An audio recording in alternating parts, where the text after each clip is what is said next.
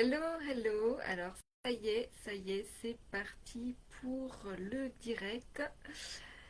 C'est parti pour le direct. Donc, euh, comment semer la paix en soi dans un monde en guerre. Donc, ce sujet a été proposé par Prélude d'Az. Merci pour cette suggestion de sujet qui est très intéressante. Et donc, parler évidemment, la guerre qu'il peut y avoir à l'extérieur, mais aussi la guerre qu'il peut y avoir à l'intérieur. Et on va parler de tout ça. Donc, dans le détail, c'est donc la guerre extérieure et ses répercussions intérieures, la quête de sérénité malgré le tumulte, la responsabilité individuelle dans la construction d'un monde plus apaisé. On va dire, oulala, vaste programme. Effectivement, donc très intéressant. Alors, déjà, je pense qu'on peut faire un petit point sur la guerre et la paix. Euh, on est tous d'accord, je ne vous apprends rien quand je dis que la guerre, ça représente l'insécurité et la paix, c'est la sécurité. Et quand on parle de guerre, effectivement, dans l'énoncé du sujet, déjà, on voit qu'il y a vraiment tout type de guerre. On peut parler de la guerre entre deux pays, mais on peut parler aussi de la guerre à l'intérieur d'un pays. Euh, mais on peut aussi euh, faire le parallèle finalement avec nous et la guerre qu'on peut avoir dans notre quotidien, là, parce qu'on est fâché avec quelqu'un, que ça soit dans la famille, que ça soit au travail et que ça soit donc les guerres qu'il peut y avoir aussi entre deux familles ou entre deux clans, entre deux groupes ou à l'intérieur aussi d'un clan, d'un groupe, donc d'une famille. Tout ça finalement, c'est à chaque fois la même chose, la même histoire.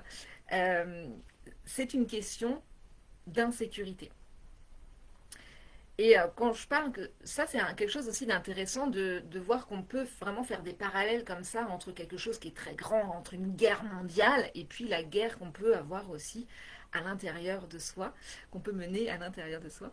Euh, Parce que nous faisons partie du grand tout et tout est dans le tout. Euh, et ça, c'est chouette aussi à voir et à faire vraiment ces liens-là. C'est-à-dire qu'on peut vraiment faire ce lien-là entre euh, nous, en tant qu'individus, faisant partie du monde, de la planète, et puis, bah, par exemple, nos cellules qui sont finalement les cellules de notre corps qui correspondent finalement à nous en tant qu'individus dans le monde où, où chaque cellule finalement est comme un individu, où nous, en tant qu'individus, bah, nous sommes comme les cellules du monde. Voilà, et ça c'est intéressant de faire ce parallèle-là, et parce que comme ça aussi, chaque comme à l'intérieur de notre corps, chaque groupe de cellules finalement va correspondre à un organe ou à des artères ou à des vaisseaux ou des veines ou voilà une partie de notre corps, tout comme bah, les groupes que nous formons aussi, que ce soit une équipe professionnelle dans le travail, que ce soit la famille, que ce soit un parti politique, que ce soit, enfin bref, tous les groupes qu'il peut y avoir, eh bien, finalement, ce sont comme des organes ou comme des artères ou des vaisseaux ou des veines, enfin voilà, chacun à son niveau. Et ce qui veut dire que justement, chacun à son niveau a un rôle à jouer. Ça, c'est hyper important. Ensuite, euh,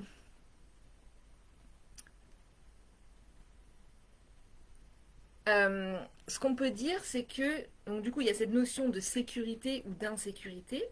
Et euh, est-ce que je vais par là d'abord?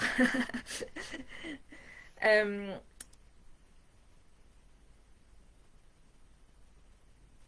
je réfléchis, hein. Je réfléchis par où je vais d'abord. Oui, on peut aller vers ça. Donc il y a cette, donc ouais, je disais, on a tous un pouvoir finalement, on a tous un rôle à jouer, et on a tous ce pouvoir là en tant que si on est en sécurité ou en insécurité, c'est quelque chose qu'on va pouvoir euh, transmettre, finalement, transmettre. On a tous déjà remarqué que parfois, on était bien, voilà, on était bien, de bonne humeur, et puis hop, il y a quelqu'un qui arrive et qui vient avec sa colère, qui vient avec voilà, tout ça, tout son bagage, parce que peut-être qu'au travail, il s'est passé quelque chose, ou il y a eu un chauffard qui lui a coupé la route, enfin bref, quelque chose qui l'a mis en colère, en insécurité, et cette personne-là arrive, par exemple, à la maison, avec ça, et, euh, et là, et là d'un coup, on se sent happé par justement cette énergie-là. Et on va dire, mais c'est toi qui me mets, enfin voilà, les choses avancent, et c'est toi qui m'a mis de mauvaise humeur, voilà, j'étais bien, et là t'arrives, et là d'un coup, du coup je suis de mauvaise humeur. Alors oui, c'est des choses qui arrivent. Euh, alors, la faute n'est pas à l'autre personne, hein, on est responsable aussi de comment on réagit et de comment on vit les choses et de nos émotions. Mais c'est vrai que le déclencheur a pu être la personne qui arrive avec son insécurité et son insécurité finalement se transmet. Et si on n'a pas une sécurité finalement suffisamment forte, eh bien, l'insécurité va prendre le dessus et on va se faire happer finalement par cette insécurité.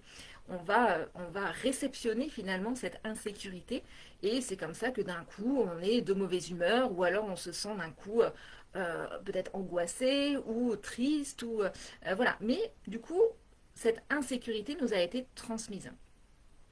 À l'inverse, il y a aussi euh, euh, une personne, par exemple, on peut le dire ça souvent, hein, dans un groupe, et il y a une personne qui arrive et elle est très solaire, c'est ce qu'on va dire. D'ailleurs, cette personne, elle est très solaire, elle est souriante, elle apporte quelque chose d'hyper positif, et là, d'un coup, ça détend toute l'atmosphère de la salle, du groupe. Et ce qu'on va dire, voilà, cette personne est très solaire, on se sent bien à ses côtés, parce que justement, elle rayonne de cette sécurité, de cette joie de vivre, cette légèreté, et elle va le transmettre, si c'est quelque chose d'assez puissant, mais elle va pouvoir le transmettre, et parfois à toute une assemblée. On a tous ce pouvoir, ces deux pouvoirs-là, hein, finalement, soit de co-réguler ou soit de dysréguler les uns et les autres et une assemblée. Donc là, quand je parle d'un groupe qui peut être complètement changé et l'ambiance qui peut totalement changer avec une personne, eh bien, ça peut être pareil aussi dans l'autre sens avec une personne qui peut amener l'ombre, l'enfer, quoi, finalement, parce qu'elle arrive avec énormément d'insécurité euh, et qu'elle transmet finalement possiblement à toute une assemblée. Donc ça c'est une chose et on a vraiment ce pouvoir-là et justement donc d'où l'importance et l'intérêt de prendre conscience de la responsabilité qu'on peut tous avoir dans le monde qu'on vit actuellement. Donc comment vivre en sécurité dans un monde en plein tumulte? Eh bien c'est d'abord déjà de soi, de faire grandir sa sécurité intérieure pour pouvoir rayonner cette sécurité-là et la transmettre aux autres. Quand il y a des guerres comme ça entre pays je prenais l'exemple un peu des partis politiques, hein, parce que c'est quand même un peu lié aussi à la politique et aux partis politiques. Donc les partis politiques se font des guéguerres entre eux parce que là c'est une question de pouvoir. Et le pouvoir, c'est aussi le contrôle, de vouloir contrôler les choses. Donc on pourrait dire, et quand on est dans le contrôle, quand on a besoin d'être dans le contrôle, c'est qu'on est soi-même en insécurité. Quand on est en sécurité, on n'a pas besoin de contrôler. On a confiance. Donc, on pourrait dire que nous sommes gouvernés par des personnes qui sont elles-mêmes en insécurité et qui ont besoin de contrôler, qui ont besoin d'avoir le pouvoir. Et donc on peut remarquer voilà, ces guéguerres entre les partis politiques, mais aussi les guéguerres à l'intérieur des partis politiques. Pourquoi? Parce que quand est-ce que ça arrive, ça, les guéguerres à l'intérieur des partis politiques? Quand il va falloir élire la personne qui devra se présenter au présidentiel. Donc chacun tire un peu la couverture à soi, et donc chacun veut le pouvoir, veut être, veut être en tête d'affiche, et donc veut le pouvoir. Donc voilà, je dis ça, je dis rien. Nous sommes effectivement gouvernés par des personnes qui, à mon sens, vivent majoritairement dans l'insécurité, et peut-être c'est ce qui fait que comme ce sont des leaders, ça on peut pas leur enlever ça, et bien ça transmet aussi cette insécurité. Mais pour autant, on n'est pas obligé de subir ça. Pour autant, eh bien, comme je le disais, ça va être de la responsabilité de chacun de, de venir gonfler, muscler sa sécurité intérieure pour rayonner justement ça. Et puis, si on rayonne à notre entourage, eh bien, eux-mêmes vont pouvoir rayonner, et ainsi de suite, et ainsi de suite. Et c'est comme ça qu'on va pouvoir aussi changer le monde et aller vers un monde meilleur. Et donc, si vous êtes là à mes côtés, eh on vient œuvrer pour un monde plus sain, plus naturel et plus heureux. Et ça commence par soi. Alors, qu'est-ce qu'on fait pour avoir la paix? Qu'est-ce qu'on fait pour être en paix? Donc, pour connecter avec cette paix intérieure. Oui, alors, une chose aussi importante, la différence entre la guerre et la paix. Donc, j'ai parlé d'insécurité et de sécurité, on est d'accord, mais c'est aussi une rupture de lien ou du lien. Rupture de lien pour la guerre, l'insécurité. Quand on est fâché avec quelqu'un, on n'est plus en lien avec cette personne. Et à l'inverse, eh bien, la paix, quand on est en paix, quand on est ami avec des gens, quand on aime les gens, eh bien, on est en lien. La différence, elle va être là. Et c'est pareil à l'intérieur aussi. Quand on est en guerre à l'intérieur de soi, quand on est en insécurité, eh bien c'est qu'il n'y a pas le lien. Il n'y a plus de lien. Il manque du lien. Donc comment faire pour être en paix? Comment faire pour créer ou recréer du lien? Qu'est-ce qu'on fait? Qu'est-ce qu'on fait par exemple pour faire la paix avec quelqu'un avec qui on était fâché? Qu'est-ce qu'on fait? Je vous pose la question. Eh bien, je vais répondre. Alors, peut-être que vous répondez, mais que je ne vois pas les commentaires. Qu'est-ce qu'on fait? Eh bien, on se parle. On communique. On se parle, on communique, et on va expliquer. On va chercher à comprendre. Et c'est de cette manière-là qu'on va recréer du lien, et donc retrouver la paix. Mais avant même de se parler, eh bien, il y a le regard. On se regarde. Est-ce que vous avez déjà remarqué que quand vous êtes fâché avec quelqu'un, quand vous êtes en colère contre quelqu'un, quand vous êtes fâché, quand on est fâché avec quelqu'un, on ne regarde pas. On ne regarde pas. Alors on va réagir de différentes manières, on va soit bouder, faire la gueule, on ne se parle pas, ou alors au contraire on va exploser, on va être dans la colère, on va chercher à contrôler, avoir le pouvoir, ou alors on va fuir, on va éviter, on va s'en aller, on va trouver une porte de sortie d'une manière ou d'une autre, au sens propre comme au sens figuré, mais on ne regarde pas. On ne regarde pas. Le premier lien, c'est déjà le regard, c'est déjà de regarder, de voir, d'observer. Et donc, c'est ça qu'il va falloir faire aussi pour soi, déjà à l'intérieur de soi, eh bien, c'est déjà regarder, déjà voir, observer ce qui se passe. C'est déjà ça. Et puis après, donc, du coup, des fois, juste ça suffit. Hein. Des fois, on a juste de se regarder c'est déjà une énorme communication et on n'a même pas besoin des fois de se parler. Mais bon, on va aussi se parler. On va aussi se parler. Euh, et pour se parler, eh bien, faut déjà parler le même langage.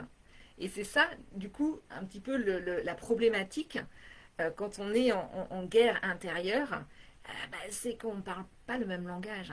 Par exemple, si deux pays sont en guerre et qui veulent justement faire la paix, se serrer la main, faire la paix, eh bien, bah ouais, ils vont se parler. Mais s'il y en a un qui parle, euh, j'allais dire anglais, mais je ne vais pas choisir l'anglais. S'il y en a un qui parle russe et l'autre chinois, eh ben, ils vont beau parler, et puis, putain, je comprends rien à ce qu'il dit.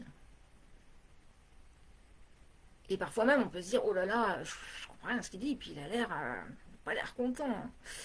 Alors que ça peut juste être une question d'intonation de la langue et qu'on ne comprend pas. Qu'est-ce qu'on fait dans ces cas-là? Eh bien, on va peut-être prendre un traducteur. Mais encore faut-il avoir confiance dans ce traducteur, qu'il traduise vraiment bien les choses, qu'il ne soit pas payé peut-être par l'autre, qu'il ne soit pas soudoyé pour traduire correctement. Donc il faut avoir confiance en ce traducteur. Euh, et puis, est-ce qu'il traduit aussi correctement? Parce qu'il peut y avoir aussi des malentendus juste parce qu'il y a des expressions différentes dans chacune des langues. Je pense notamment en français, on dit il pleut des cordes. En anglais, c'est il pleut des chiens et des chats. Si le traducteur il dit il pleut des chiens et des chats, t'es sûr que tu as bien traduit là? Qu'est-ce que c'est que ce truc? Voilà, donc il y a des expressions aussi propres à chaque langue et qu'on peut ne vraiment pas comprendre. Alors j'imagine pour les Chinois ou les Japonais qui ont des expressions aussi bien à eux et que nous en Europe, en France, en Europe, on ne comprend absolument pas. On n'est pas du tout dans la même culture et ça génère du coup des incompréhensions. Donc, il y a cette possibilité-là d'avoir un traducteur et c'est ce qui va correspondre finalement pour nous au médecin ou à un thérapeute qui va dire bah, c'est ça qui se passe. Mais est-ce qu'on peut être sûr du médecin? Est-ce qu'on peut être sûr du thérapeute? Est-ce qu'il a tous les éléments? Est-ce qu'il a bien traduit? Est-ce que... Voilà, c'est la question. Ou alors, on peut aussi apprendre la langue. Le mieux, ça va être ça. Ça va être d'apprendre la langue. Et de cette manière, d'apprendre non seulement la langue, mais aussi la culture. De cette manière, on va pouvoir vraiment mieux communiquer, mieux comprendre, mieux se comprendre, éviter les malentendus. Et donc, c'est ça qu'il y a à faire au final, d'aller comprendre les différents groupes ou les différents partis qu'il y a à l'intérieur de nous et pour créer, recréer du lien, se comprendre. Et voilà. Et donc, comment le corps, lui, il s'exprime? Il s'exprime, on dit le corps parle, hein, quand on a justement des douleurs, il va s'exprimer par des sensations physiques avec des douleurs. Il va s'exprimer par des émotions. Et voilà, le tout, ça va être de comprendre, de parler le même langage et de comprendre pour justement faire la paix, pour recréer du lien et pouvoir être en sérénité, en sécurité intérieure et retrouver la paix. Donc voilà, le cheminement finalement à faire, c'est celui-là. Et quand je dis on va œuvrer pour un monde plus sain, plus naturel et plus heureux, et que ça commence par soi, voilà, ça commence par aller découvrir ce monde intérieur pour pouvoir aussi agir sur le monde extérieur. Voilà, donc ce que je pouvais dire sur le sujet, comment moi je vois la chose et comment on a tous finalement un impact, chacun à son niveau, mais on a tous un impact, on a tous un pouvoir en nous, à nous de le prendre et de prendre le bon pouvoir, voilà, d'œuvrer justement pour un monde meilleur, un monde plus serein, un monde où on sera plus en sécurité. Et donc si on est plus en sécurité, eh bien, on sera plus heureux. Et ça commence par soi, ça commence par toi, ça commence par chacun d'entre nous. Voilà, ensemble, œuvrons pour un monde plus sain, plus naturel et plus heureux. Sur ce, eh bien, je vous souhaite à toutes et tous un excellent week-end et puis on se retrouvera la semaine prochaine pour un autre sujet. Ciao, ciao, bye.